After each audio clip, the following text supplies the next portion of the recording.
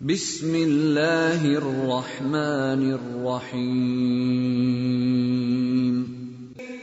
نحمده ونصلی علی رسوله الکریم اما بعد فاعوذ باللہ من الشیطان الرجیم بسم اللہ الرحمن الرحیم رب اشرح لی صدری ویسر لی امری واحلل عقدۃ من لسانی یفقهوا قولی ربنا لا علم لنا الا ما علمتنا. اللہ سبحانہ تعالیٰ سے دعا ہے کہ اللہ تعالیٰ ہمیں اخلاص عطا فرمائے اور بغیر کسی ریاکاری اور بغیر کسی دکھاوے کے اپنی بات کو ہمیں سمجھنے اور سمجھانے کی توفیق عطا فرمائے، اور جو کچھ ہم سنیں اللہ تعالیٰ ہمیں اس پر عمل کی توفیق عطا فرمائے، کیونکہ عمل ہی آخر میں انسان کے کام آتا ہے. جہاں تک علم کا تعلق ہے تو وہ تو ابلیس کے پاس بھی بہت تھا، اور بہت سے بنی اسرائیل جن کو اہل کتاب کہا جاتا ہے ان کے پاس بھی بہت علم تھا، لیکن علم اسی وقت فائدہ دیتا ہے جب انسان عمل کرتا ہے. تو اللہ تعالیٰ ہمیں عمل کی دولت سے نوازے، کیونکہ یہ دولت سب سے بڑی دولت ہے. اللہ سبحانہ وتعالیٰ ارشاد فرماتے ہیں، یہ سورۃ قاف کی کچھ آیات ہیں جو آپ کے سامنے ابھی تلاوت کی گئی ہیں. فرمایا وَلَقَدْ خَلَقْنَا الْإِنسَانَ، اور البتہ تحقیق ہم نے انسان کو پیدا کیا. گویا ہم اس دنیا میں کسی پیدا کرنے والے کے پیدا کرنے کی وجہ سے ہیں، خود بخود یہاں نہیں آ گئے.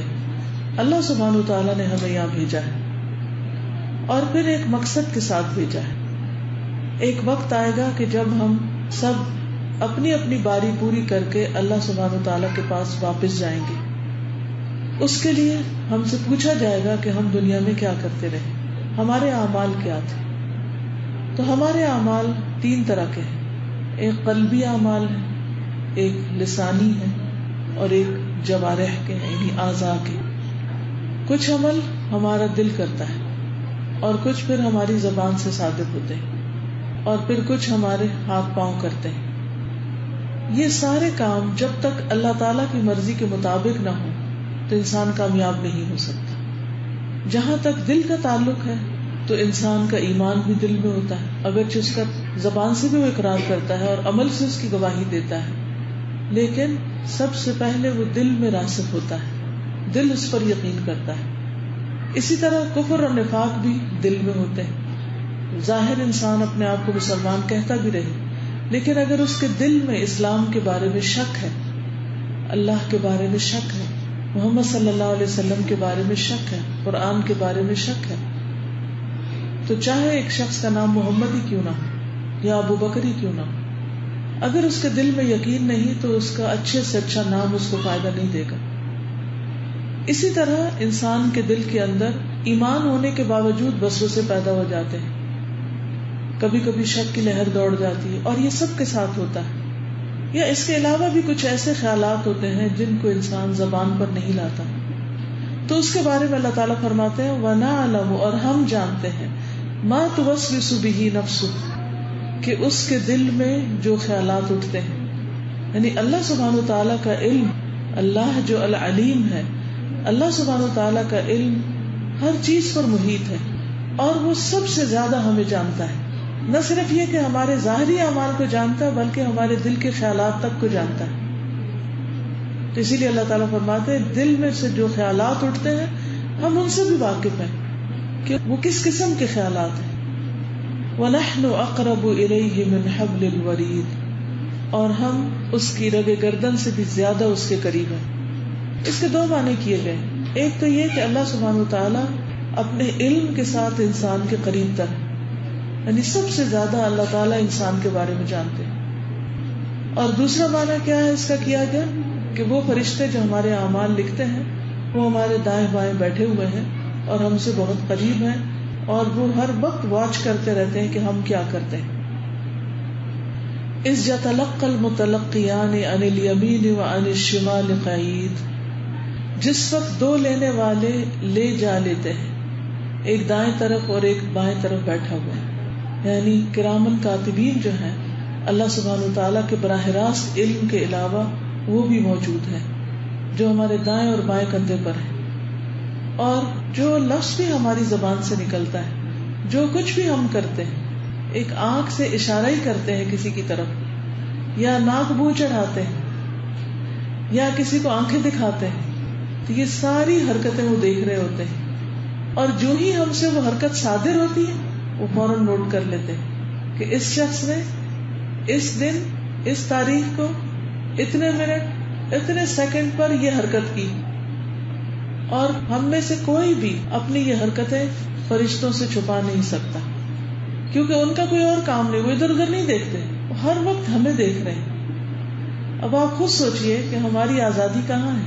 ایک طرف تو اللہ سبحانہ وتعالیٰ ہمیں دیکھ رہے ہیں اور وہ ہماری ہر حرکت سے واقف ہیں, دوسری طرف فرشتے ہمیں دیکھ رہے ہیں اور وہ ہر چیز لکھتے چلے جا رہے ہیں. یہاں تک فرمایا کہ ما یلفظ من قول الا لدیہ رقیب عتید, انسان منہ سے کوئی لفظ نہیں نکال پاتا مگر یہ کہ اس کے پاس نگران تیار ہے, وہ ہر لفظ کو لے لیتے ہیں, چاہے وہ لفظ کارآمد ہو, اللہ کی تسبیح پر مبنی ہو, چاہے وہ لفظ بیکار بےہودہ قسم کا ہو, یا وہ لفظ کسی کی خیر خواہی میں ہو یا بدخواہی میں ہو, خواہ وہ کسی کے فائدے میں ہو یا کسی کو نقصان دینے والا ہو, وہ لفظ کسی کو خوش کرنے والا ہو یا کسی کو پریشان کرنے والا ہو, سارے الفاظ لکھے جاتے ہیں. اس طرح انسان اندر اور باہر سے اپنے سارے اعمال کے ساتھ اللہ سبحانہ وتعالیٰ کی نظر میں ہے. اس لیے ہم سب پر لازم ہے کہ ہم جو دل میں لائیں اس پر بھی فکر کریں, اور جو زبان سے بولیں اس کو سوچ سمجھ کے بولیں, بغیر تصدیق کے باتیں نہ کریں, کسی پر الزام نہ لگائیں, کوئی جھوٹ نہ بولیں, کیونکہ جو بھی کوئی شخص جھوٹ بولتا ہے فرشتے اس کو اچھی طرح سمجھ جاتے ہیں. اللہ کے فرشتے ایسے بندوں سے پھر محبت نہیں کرتے جو جھوٹ بولتے ہیں یا غلط بیانی کرتے ہیں یا مردہ بھائی کا گوشت کھاتے ہیں یعنی غیبت کرتے ہیں یا کسی پر الزام تراشی کرتے ہیں. تو ہماری یہ ساری حرکات جو ہیں وہ اللہ سبحانہ تعالیٰ کے سامنے ہیں, اس کے علم میں ہے, اور پھر فرشتوں کے علم میں بھی ہے. اور رقیب کا لفظ یہاں فرشتے کے لیے استعمال ہوا ہے. رقیب اس کو کہتے ہیں جو انتظار میں ہو, یعنی جو ہر وقت یہی انتظار کر رہا ہو کہ بھلا اب یہ کیا بولتا ہے. آپ دیکھیں کہ کوئی انسان کسی کی بات کے اتنے انتظار میں نہیں ہوتا کہ اچھا اس کے بعد یہ منہ سے کیا لفظ نکالے گا. اور پھر لوگوں کی جو باتیں ہوتی ہیں بعض اوقات ہمیں یاد رہتی ہیں اور بعض اوقات بھول جاتی ہیں, لیکن فرشتے صرف یاد ہی نہیں رکھتے, لکھ بھی لیتے ہیں. اور یہ سارا لکھا ہوا کیا بن جاتا ہے؟ نامہ اعمال, بک آف ڈیڈز. اور یہ بک آف ڈیڈز جو ہے پھر قیامت کے دن انسان کے ہاتھ میں تما دی جائے گی, اور اس پر انسان انکار نہیں کر سکے گا. کوئی یہ نہیں کہہ سکے گا کہ یہ میں نے نہیں کہا تھا. دنیا میں تو کتنی دفعہ ایسا ہوتا ہے کہ اگر کوئی شخص ہمارے ذمے کوئی بات لگا دیتا ہے کہ فلاں نے یہ کہا تھا اور وہ ہمیں پسند نہیں آتی بات, تو ہم نے چاہے کہی ہو ہم صاف انکار کر دیتے, نہیں میں نے تو نہیں کہا تھا, میں نے کب کہا تھا. آپ نے دیکھا ہوگا کہ بعض اوقات لوگ دوسروں کو جھٹلا دیتے ہیں اور قسم بھی کھا لیتے ہیں کہ ہم نے نہیں کہا. لیکن قیامت کے دن اس نامہ اعمال کو دیکھ کر کوئی بھی جھٹلا نہیں سکے گا, کوئی یہ نہیں کہہ سکے گا کہ میں نے نہیں کہا تھا. پھر کیا ہوتا ہے, زندگی کا ہر دن شروع ہوتا ہے اور ہر دن کی شام ہوتی ہے, سارے دن کے اعمال نامے لکھے جاتے ہیں. عصر کی نماز کے وقت فرشتے تبدیل ہو جاتے ہیں, رات کی ڈیوٹی والے آ جاتے ہیں, دن کی ڈیوٹی والے چلے جاتے ہیں, اور اسی طرح ہوتا رہتا ہے حتیٰ کہ انسان کی زندگی میں آخری دن آ جاتا ہے, اور آخری دن کے آخری لفظ تک جو بندے کے منہ سے نکلتا ہے وہ بھی لکھ لیا جاتا ہے. اسی لیے جس کا آخری کلام لا الہ الا اللہ ہو وہ پھر جنت میں داخل ہوتا ہے, یعنی اس کی بک آف ڈیڈز اس پر اینڈ ہو رہی ہوتی ہے, خوبصورت اینڈنگ.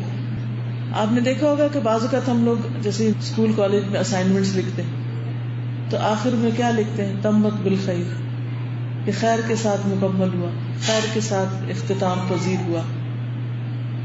اسی طرح ہماری بک آف ڈیڈ جو ہے, ہمارا نامہ اعمال جو ہے, وہ بھی اللہ کرے کہ خیر کے ساتھ اختتام پذیر ہو. اور پھر موت آ گئی, فرمایا وجاءت سکرۃ الموت بالحق ذلک ما كنت منہ تحید, اور موت کی بے ہوشی حق لے کر آ پہنچی. یہی ہے وہ چیز جس سے تو بھاگتا تھا.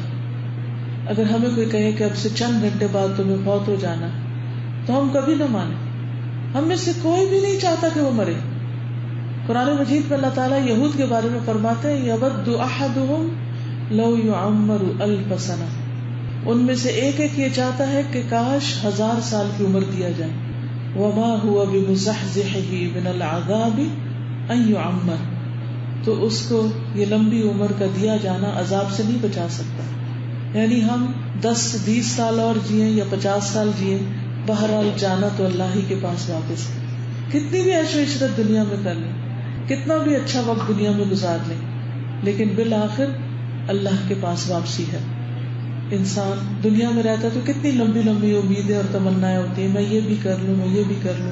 بچپن سے انسان خواب دیکھنا شروع کر دیتا ہے، جب میں بڑا ہوں گا تو کیا پڑھوں گا، کیا ڈگری لوں گا، شادی کروں گا. پھر جب شادی ہو جاتی ہے تو پھر بچوں کی خواہش لگ جاتی ہے، پھر بچے پیدا ہو جاتے ہیں تو ان کے بڑے ہونے کی تمنا اور امید. پھر وہ بچے جو بڑے ہو جاتے ہیں تو ان کی شادی کا انتظار لگ جاتا ہے اور وہ ہمارا غم اور فکر بن جاتا ہے. بلکہ ماں کو آپ نے دیکھا ہوگا اپنی شادی سے زیادہ اپنے بچوں کی شادی کی فکر کر رہی ہوتی، کہ انہیں اپنی جب جوانی تھی اس وقت شاید اپنی شادی کی اتنی فکر نہیں تھی جتنی جب بچے جوان ہو جاتے ہیں تو ان کی شادی فکر مند کر دیتی. اور پھر جب بچے شادی شدہ ہو جاتے ہیں تو پھر ان کی اولاد نہ ہو تو وہ فکر مند کر دیتی. پھر ان کی اولاد ہو جائے تو پھر ان کے بارے میں فکر شروع کر دیتے ہیں اور ان کے بارے میں خواہشات. اسی طرح انسان کے کچھ مال کے بارے میں ڈریمز ہوتے ہیں کہ مجھے اتنا اتنا پیسہ مل جائے، وہ اپنے ٹارگٹ سیٹ کرتا رہتا ہے کتنے ملین بنانا ہے، جب اتنے ملین بن جائے تو یہ کاروبار شروع کرنا ہے. اور اس طرح انسان کی ساری زندگی ایک کے بعد ایک خواہش اور ایک کے بعد ایک تمنا کرتے ہوئے گزر جاتی ہے. لیکن موت کا وقت تو پیدائش سے پہلے ہی لکھ دیا گیا. جب موت آتی ہے تو انسان پھر بھاگ نہیں سکتا، پھر موت کے فرشتے آ کر گرفتار کر لیتے ہیں. جیسے دنیا میں کسی مجرم کو جو بھاگتا پھرے اچانک پکڑا جائے رنگے ہاتھوں، اسی طرح موت کے فرشتے آ کے پکڑ لیتے ہیں اور پھر پوری جان نکال کے لے جاتے ہیں. اور یہ ساری روحیں نکال کر اللہ سبحانہ وتعالیٰ کے حکم کے مطابق علیین یا سجین میں بھیجی جاتی رہتی، اور سب مرنے والے قیامت کے دن کا انتظار کر رہے ہوتے ہیں. وَنُفِخَ فِي الصُّورِ، پھر وہ دن آئے گا جب سور پھونکا جائے گا. اب کوئی پیچھے نہیں پلٹ سکتا، اب آگے کی تیاری. ذَلِكَ يَوْمُ الْوَعِيدِ، یہ ہے اپوائنٹمنٹ کا دن. یہ تھا وہ دن جس کا وعدہ کیا جاتا، بار بار بتایا گیا، بار بار سمجھایا گیا، لیکن تم نے اس کو سمجھ کر نہ دیا، جان کر نہ دیا، اس پر یقین نہ کیا. آج آپ دیکھیں کہ ہمیں دنیا میں اگر کوئی اپوائنٹمنٹ ہو، کسی ڈاکٹر کی اپوائنٹمنٹ ہو، کوئی ویزا کی اپوائنٹمنٹ ہو، یا کسی شادی کا کوئی ٹائم کسی کا مقرر ہو، تو وہ نہیں ہم بھولتے، اس کو بار بار ایک دوسرے سے پوچھتے رہتے ہیں. اچھا فلائٹ کس دن ہے، اچھا وہ ڈاکٹر کے پاس کب جانا ہے، اچھا فلاں کی شادی کس دن ہے، فلاں کام کس دن ہے. اس کے بارے میں ہم سب فکر مند رہتے ہیں. لیکن موت کا وقت اور موت کا دن اور موت کے بعد جی اٹھنے کا دن، یہ ہماری لسٹ میں کم ہی ہوتا ہے کہ ہمارا دماغ اس کے بارے میں سوچے اور فکر کرے، اور صرف فکر ہی نہ کرے بلکہ اس کی تیاری بھی کرے. پھر فرمایا وَجَاءَتْ كُلُّ نَفْسٍ مَعَهَا سَائِقٌ وَشَهِيدٌ، اور آ گیا ہر شخص، کل نفس، مَعَهَا سَائِقٌ، اس کے ساتھ ایک لانے والا ہوگا، وشہید، اور ایک گواہی دینے والا. ان کے بارے میں کہا جاتا ہے کہ یہ وہی فرشتے ہیں جو دنیا میں اس کا نامہ اعمال لکھتے تھے. اب یہ جب قبر سے انسان اٹھے گا تو اس کو فوراً پکڑ لیں گے اور اس کو اللہ سبحانہ وتعالیٰ کے حضور پیش کر دیں گے، اور پھر جو کچھ اعمال وہ کرتا رہا اس کی وہ گواہی دیں گے. یعنی لکھے ہوئے کے علاوہ بول کر بھی گواہی دی جائے گی. اس وقت انسان کو بتایا جائے گا لقد كنت في غفلة من هذا، تم اس کے بارے میں غفلت میں تھے، اس کو بھولے ہوئے تھے، اس دن کی یاد تمہیں نہیں آتی تھی. اور یہ کتنی سچی بات ہے کہ ہم باقی سب چیزیں یاد رکھتے ہیں، کوئی ہمارے ساتھ اچھا کرے برا کرے وہ بھی ہمیں یاد رہتا ہے. آئندہ مستقبل کے بارے میں بھی ہمیں چیزیں یاد رہتی کہ ہم نے یہ کرنی. ہم تھنگس ٹو ڈو کی لسٹ بنا کے رکھتے ہیں، پلاننگ کرتے ہیں، لیکن اس دن کی پلاننگ ہماری کہاں ہے؟ ہم نے کہاں لکھا ہوا کہ میں نے اپنی آخرت کی تیاری کرنی ہے اور میں نے اس کے لیے اپنا نامہ اعمال درست کرنا ہے، اپنے اوپر ورک کرنا ہے. ہم بچوں کی فکر کرتے رہتے ہیں کہ بچوں کو یہ بنانا ہے، ان کو یہ سکھانا ہے، ان کو یہ ادب آداب بتانے ہیں، انہیں کیا کیا دنیا کا پڑھانا ہے، انہیں کیا آخرت کا پڑھانا ہے. یہ سب فکر ہم کرتے ہیں، لیکن آخرت کے دن کیا ہونا ہے اس کے بارے میں ہم اپنے بچوں کو کم ہی بتاتے ہیں. یعنی ہم جسے کہتے ہیں نا جان بوجھ کے آنکھ بند کی ہے، اور زیادہ فکر ہماری یہ ہوتی ہے کہ دنیا میں یہ اپنے ساتھیوں سے پیچھے نہ رہ جائیں. تو کیا ہوگا؟ اس دن انسان کا وہ غفلت کا پردہ اٹھ جائے گا. لقد كنت في غفلة من هذا فكشفنا عنك غطاءك، تو آج ہم نے تمہارا پردہ ہٹا دیا، سب کچھ تمہیں صاف نظر آ رہا ہے. فبصرك اليوم حديد، آج تمہاری نگاہ بہت تیز ہے. یعنی کوئی چیز دھندلی بھی نظر نہیں آ رہی. جن لوگوں کی نظر کمزور ہوتی ہے وہ اینک کے بغیر دھندلا دیکھتے ہیں، ان کو صحیح سمجھ نہیں آتی کہ کیا چیز ہے. مثلا آپ اگر آنکھوں کے ٹیسٹ کے لیے جائیں تو ڈاکٹر آپ سے کچھ ہنٹ سے پڑھواتا ہے تو وہ آپ کو نظر نہیں آتے صحیح طور پر. تو یہاں پر کیا ہے کہ اس وقت انسان کو ہر چیز پوری نظر آنے لگے گی اور کوئی بھی چیز اس کی آنکھوں سے اوجھل نہ ہوگی. فَبَصَرُكَ الْيَوْمَ حَدِيدٌ، ایک ایک منظر جس کے بارے میں آج قرآن و سنت میں بتایا جاتا ہے وہ انسان کی آنکھوں کے سامنے آ جائے گا اور انسان اس پر پھر پکا یقین کر لے گا. عقل مند وہ ہے جو کل آنے سے پہلے آج یقین کر لے کہ یہ ہونا ہے. آخرت کے مناظر پڑھے قرآن و سنت سے، کتابوں سے، اور پھر یوں ان کے بیچ میں گھومنا پھرنا شروع کرے. اس کے لیے ایک لیکچر میں نے دیا تھا، آخری سفر کی تیاری. الہدا کی ویب سائٹ پر وہ لیکچر موجود ہے، اگر آپ اس کو سنیں، آخری سفر کی تیاری. تو اس میں نے سارے سٹیپس بتائے ہیں کہ قیامت کے دن جب ہم جی اٹھیں گے تو سب سے پہلے کہاں جائیں گے، پھر اس کے بعد کیا ہوگا، پھر کیا ہوگا، کہاں پل صراط ہوگا، پھر اس کے بعد نہر الحیات وہ کہاں ہوگی، قنطرہ کہاں ہوگا، اور پھر جنت کی طرف جانے کا راستہ کیسا ہے، جہنم کہاں پر واقع ہے. تو یہ ساری چیزیں جو ہیں ان کے بارے میں ہمیں تفصیلی پتہ ہونا چاہیے اور ان کو ایسے دیکھنا چاہیے جیسے آج ہم وہاں موجود ہیں. بالکل ایسے ہی جیسے آپ کسی نئے شہر میں جانے سے پہلے ایک امیجن کرنے لگتے ہیں کہ وہ شہر کی گلیاں کیسے ہوں گی، سڑکیں کیسی ہوں گی، جس گھر میں ہم جائیں گے وہ گھر کیسا ہوگا. تو فَبَصَرُكَ الْيَوْمَ حَدِيدٌ، آج تمہاری نگاہ تیز ہو گئی اور سب کچھ نظر آ رہا ہے. وَقَالَ قَرِينُهُ هَذَا مَا لَدَيَّ عَتِيدٌ، اس کا ہم نشین فرشتہ کہے گا یہ حاضر ہے جو کہ میرے پاس تھا.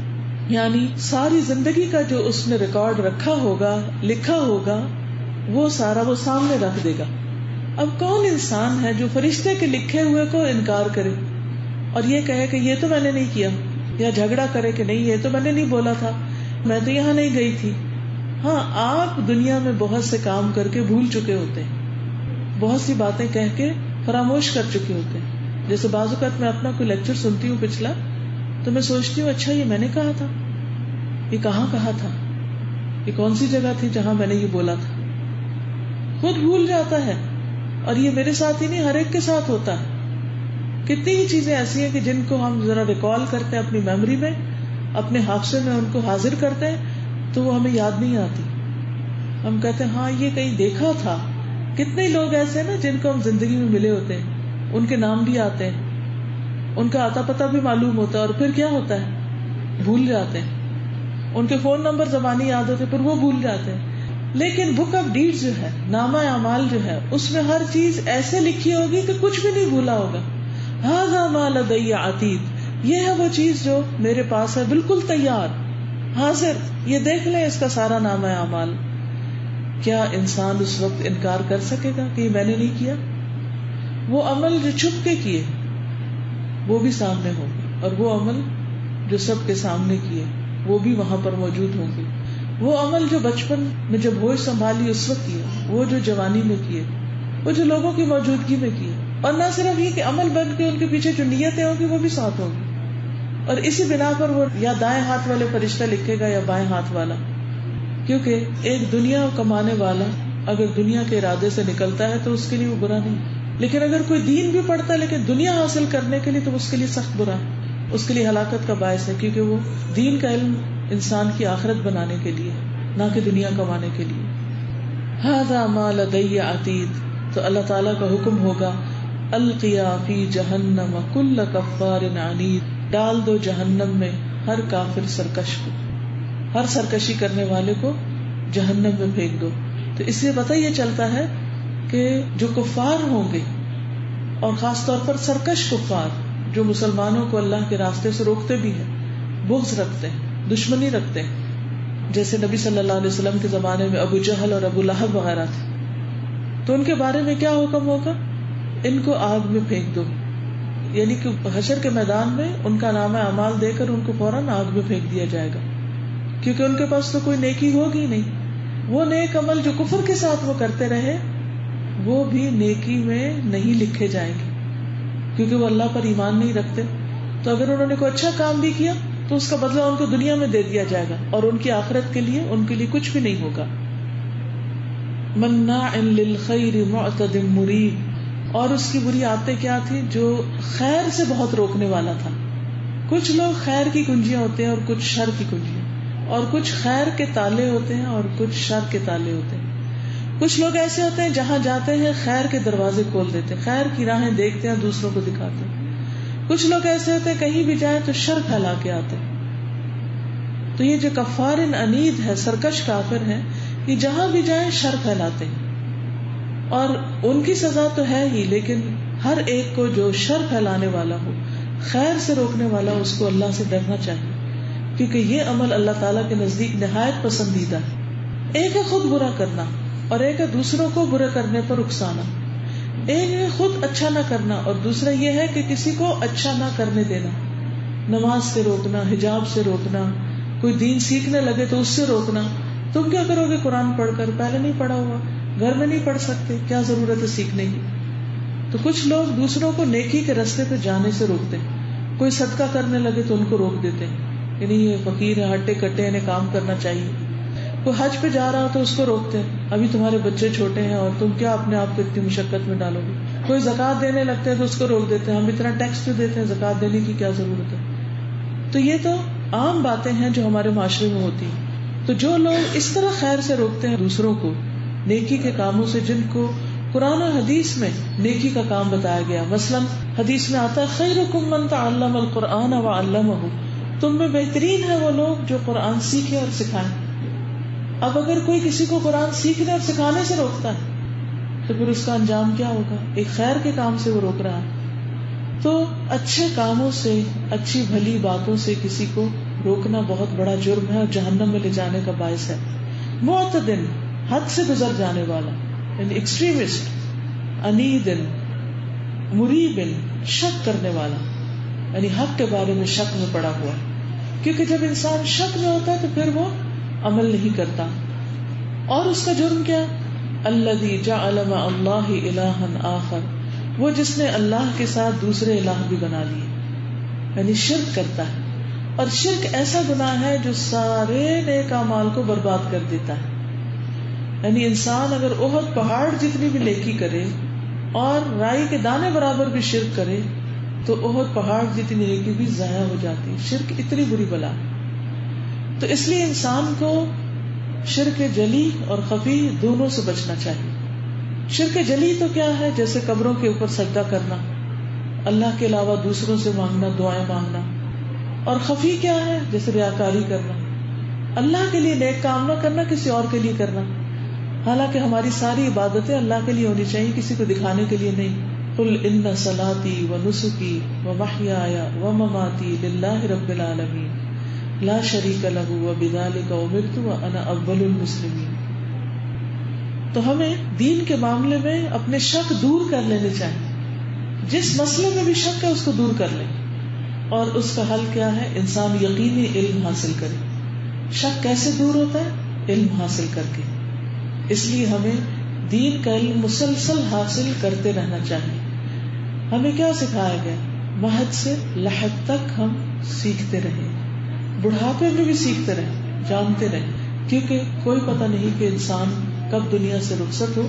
تو جتنی اللہ نے مہلت دی ہے، جتنی زندگی دی ہے، وہ ساری کی ساری سیکھنے میں گزرے. اور پھر شرک سے بچے، کیونکہ شرک میں جانے والے کے بارے میں کیا فرمایا؟ فَأَلْقِيَاهُ فِي الْعَذَابِ الشَّدِيدِ، اے دونوں فرشتوں تم اس بندے کو پکڑ کے شدید عذاب میں پھینک دو، سخت عذاب. دیکھیے جب باہر دھوپ تیز ہوتی ہے تو باہر نہیں کھڑا ہو سکتا انسان، فوراً گھر بھاگتا ہے. دھوپ سے چھاؤں کی طرف آتا ہے، اور جب چھاؤں میں آتا ہے تو دل چاہتا ہے کہ تیز پنکھا چلا دیا جائے، ٹھنڈا پانی پلا دیا جائے. کہاں وہ لوگ جو ہمیشہ ہمیشہ کے لیے آگ میں جائیں گے شرک کی وجہ سے.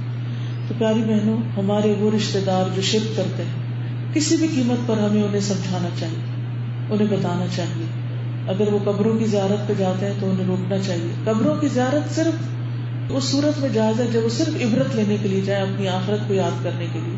وہاں اگر وہ کوئی چڑھاوا چڑھاتے ہیں، جیسے لوگ داتا دربار جس کو کہتے ہیں، یا اور قبریں، ایسی جگہوں پہ جا کے قربانی کرنا یا صدقہ کرنا یا قبر کے والے سے کچھ مانگنا، یہ سب شرک ہے. تو ان چیزوں سے بچنا بے حد ضروری ہے. قال قرینہ ربنا ما اطغیتہ ولکن کان فی ضلال بعید. اس کا ہم نشین شیطان کہے گا، اے ہمارے رب، میں نے اسے گمراہ نہیں کیا تھا. شیطان انسان کو بھٹکاتا ہے، لیکن قیامت کے دن شیطان منکر ہو جائے گا، وہ دھوکہ دے جائے گا اور کہے گا کہ میں نے تو کچھ نہیں کہا تھا، تو معصوم بن جائے گا اور انسان کو پھنسا دے گا. حالانکہ دنیا میں ہر وقت انسان کے دل میں وہی وسوسہ ڈالتا ہے. وسوسہ اور خیال ایسی چیز ہوتی ہے جو پھر آہستہ آہستہ انسان کے ایکشن میں آ جاتی ہے. تو جب شیطان انسان کے دل میں بار بار وسوسے ڈالتا ہے تو پھر انسان کو بہت ہی کانشیس ہونے کی ضرورت ہے. وہ کہے گا، اے ہمارے رب، میں نے اسے گمراہ نہیں کیا تھا، بلکہ یہ خود ہی دور دراز کی گمراہی میں تھا. یعنی اس کا کہنا یہ ہے کہ اگر یہ تیرا مخلص بندہ ہوتا تو میرے کہنے میں نہ آتا. اس کو تو برائی خود ہی پسند تھی، یہ تو برے کام خود ہی کرنے والا تھا، برے کاموں میں دلچسپی رکھتا تھا، لہٰذا میں نے جب اس کو برائی کا راستہ دکھایا تو اس نے فوراً لبیک کہہ دی. تو اس سے کیا پتہ چلتا ہے کہ انسان سب سے پہلے اپنے دل کی فکر کرے، اپنا تزکیہ کرے. اسی لیے قرآن مجید میں آتا نا، قد افلح من تزکا وذکر اسم ربہ فصلی. یقیناً کامیاب ہو گیا وہ جس نے اپنا تزکیہ کر لیا، یعنی اپنے دل کو برے خیالات سے پاک کر لیا، بری خواہشات سے پاک کر لیا. اور اس پر انسان کو کوشش کرنی چاہیے اور اللہ تعالیٰ سے دعا کرنی چاہیے کہ اللہ میرے دل کو اپنے لیے خالص کر لے، میرے دل میں نیکیوں کا شوق پیدا کر دے، نیک کام کرنا میرے لیے آسان کر دے. کیونکہ جب دل کے اندر شوق ہوگا تو آپ ایسی راہیں تلاش کرنے لگیں گے جہاں سے آپ کو نیکی کی بات پتہ چلے.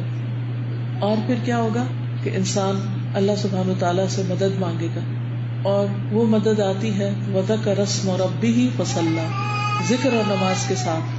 یعنی برائی سے بچنے کے لیے، تزکیے کے لیے کیا کریں؟ کثرت ذکر کریں. یاد رکھیے جو لوگ دنیا میں ذکر کی کثرت کرتے ہیں وہ موت کے وقت بھی اللہ کو یاد کرتے ہیں، اور پھر قیامت کے دن بھی والذاکرین اللہ کثیرا والذاکرات میں سے اٹھائے جائیں گے.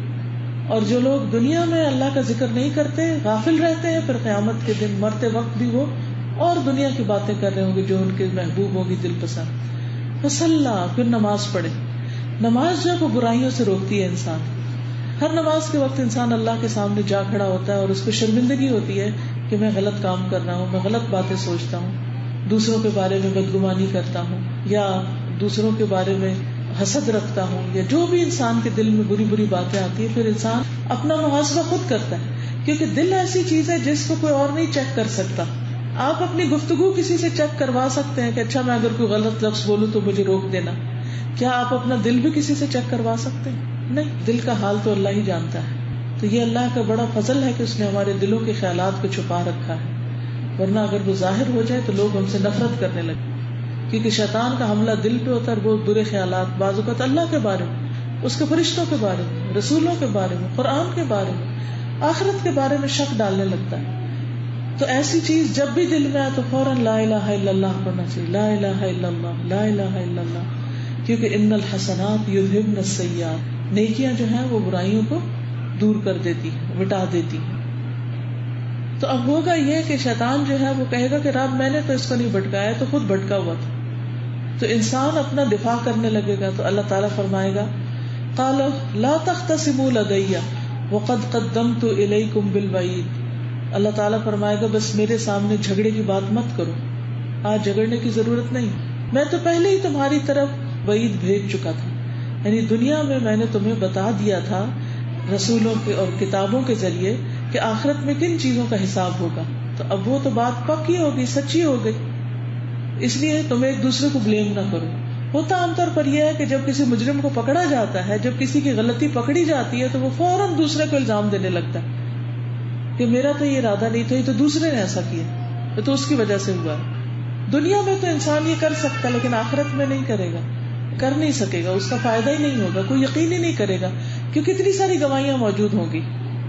ما یبدل القول لدی وما انا بظلام للعبید، میرے ہاں بات بدلی نہیں جاتی اور نہ میں اپنے بندوں پر ذرا بھی ظلم کرنے والا ہوں. یعنی میں نے دنیا میں جو بتا دیا تھا وہ آج سچ ہو رہا ہے، اب اس میں چینج نہیں ہوگا کوئی.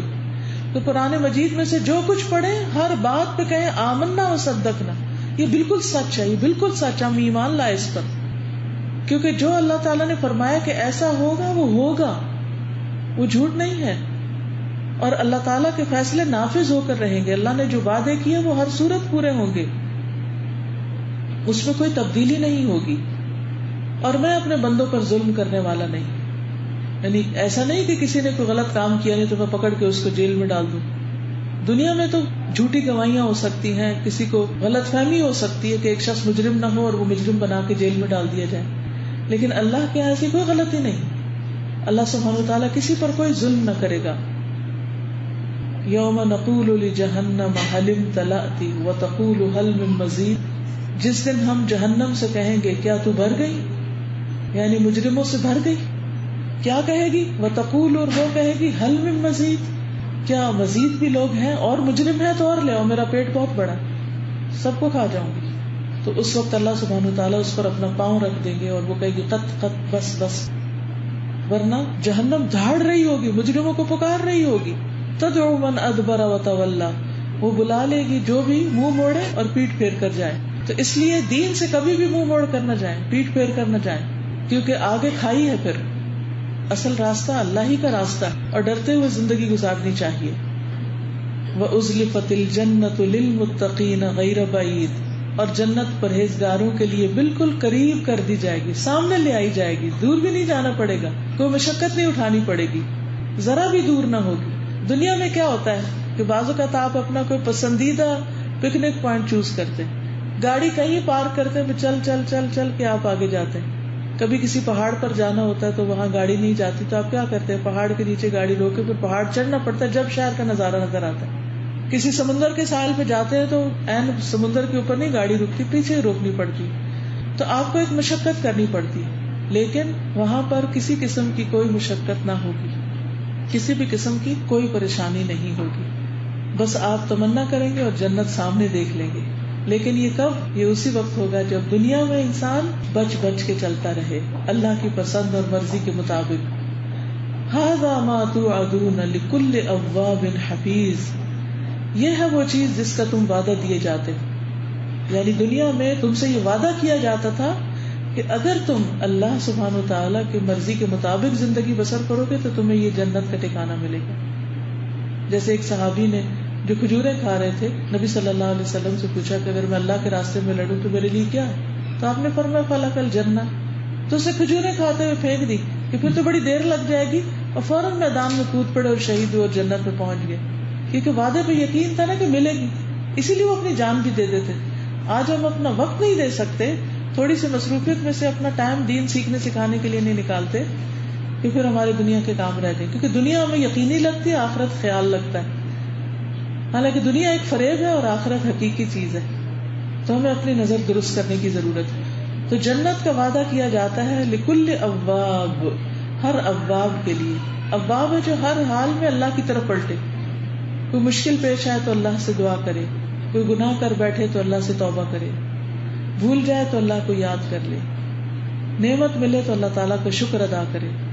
تو اواب وہ ہوتا ہے جو پلٹ پلٹ کے اللہ ہی کی طرف جاتا ہے، یعنی اللہ سبحانہ وتعالیٰ از سینٹر آف لائف، اس کی زندگی کا مرکزی نقطہ اللہ کی یاد ہوتی ہے، اور ہر حال میں وہ اللہ سبحانہ وتعالیٰ کی طرف پلٹتا ہے. جیسے دنیا میں کیا ہوتا ہے، جس سے ہم محبت کرتے ہیں، جب ہمیں کوئی خوشی ملتی ہے تو ہم اس کی طرف بھاگتے ہیں، جب ہمیں کوئی غم آتا ہے تو اس کی طرف جاتے ہیں، کوئی پریشانی آتی تو ہم اس سے شیئر کرتے ہیں. لیکن مومن جو ہے وہ ہر چیز اپنے رب کے ساتھ کرتا ہے. یعقوب علیہ السلام کو جب یوسف علیہ السلام کے بارے میں پریشانی اٹھانی پڑی تو انہوں نے کیا کہا؟ انما اشکو بثی وحزنی الی اللہ، میں اپنے غم اور دکھ کی فریاد اللہ سے کرتا ہوں. مومن اپنے غم اللہ کی طرف لے جاتا ہے، اپنے دکھ، پریشانیاں، ضرورتیں، حاجتیں، ہر چیز میں. نماز کا وقت ہوا تو نماز کی طرف، اور صرف فرض نماز نہیں، نوافل کی بھی پابندی کرتا ہے. جیسے جو چاشت کی نماز پڑھتا ہے وہ اواب کہلاتا ہے. یعنی اواب کی جو خصوصیت ہے وہ یہ ہے کہ وہ فرائض کے علاوہ نوافل بھی ادا کرنے والے ہوتے ہیں. اور دوسری صفت جس کا ذکر یہاں کیا گیا حفیظ، حفاظت کرنے والا، یعنی جو اپنی نگاہوں کی حفاظت کرنے والا اور اللہ تعالیٰ کی طرف سے جتنے احکامات آئے ہیں ان کی حفاظت کرنے والا، اپنی زبان کی حفاظت، اپنے ہر چیز کی حفاظت کہ کوئی ایسا کام نہ ہو کہ جو اللہ تعالیٰ کو پسند نہ آئے. من خشی الرحمن، اور کون ہے جنت میں جانے والا؟ من خشی الرحمن بالغیب، جو رحمان سے غائبانہ طور پہ ڈرتا ہے، یعنی اللہ تعالیٰ کو اس نے دیکھا نہیں پھر بھی ڈرتا ہے اللہ سے. اور یاد رکھیے کہ جو اللہ سبحانہ وتعالیٰ کا ڈر ہے یہ سارے نیک اعمال کی بنیاد ہے. جس کے دل میں اللہ کا ڈر تقویٰ پیدا ہو گیا وہ ضرور اچھے کاموں کی طرف دوڑنے لگے گا، اور اچھے کاموں کے کرنے کے لیے ان کا علم حاصل کرنا ضروری. تو پہلا نقطہ کیا ہے کہ انسان مزید سیکھے. سیکھنے کے لیے کسی نہ کسی ایسے حلقہ درس کو اختیار کرے. اگر کوئی آپ کے آس پاس حلقہ درس کوئی کلاس وغیرہ نہیں ہے تو انٹرنیٹ پہ آپ ہر طرح کے دروس سن سکتے ہیں. اگر آپ کی زبان عربی ہے تو عربی میں بہت سے شیوخ کے لیکچرز ہیں اچھے اچھے. اگر اردو ہے تو اردو میں بھی بہت سے لیکچرز ہیں. اگر آپ farhathashmi.com پہ جائیں تو پورے قرآن مجید کی تفسیر آپ کو ملے گی. ہر ٹاپک پر آپ کو لیکچرز مل جائیں گے. آپ اگر روزانہ کا ایک بھی سن لیں، اگر اپنے کچن میں کام کرتے ہوئے کھانا پکاتے ہوئے سن لیں تو بھی آپ کے اندر کوئی نہ کوئی بات جائے گی اور انشاءاللہ آپ کی زندگی میں تبدیلی آئے گی.